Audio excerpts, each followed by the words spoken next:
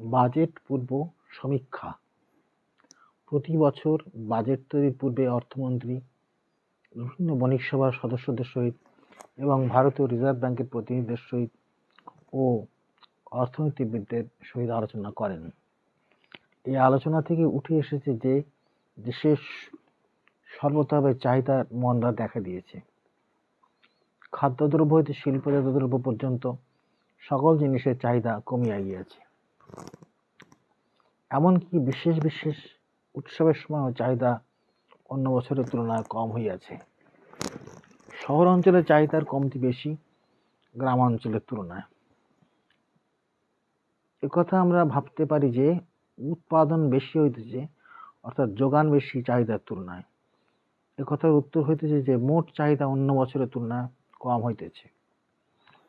এই অবস্থায় সদুত্তর পাওয়া যাইতেছে না।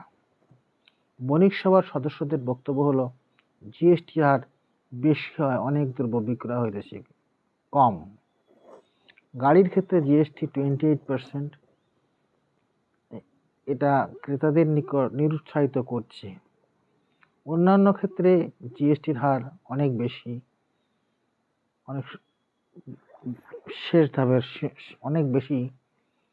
প্রায় শেষ ধাপের সীমাবদ্ধ।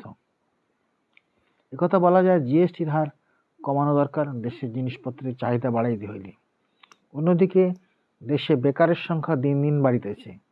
দেশের নতুন চাকরি না ব্যবস্থা করলে বিভিন্ন দ্রব্য ক্রয় কম হইবে নিঃসন্দেহে।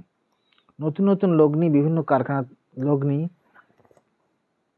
করে বিভিন্ন কারখানা তৈরি করার জন্য ব্যয় করা দরকার।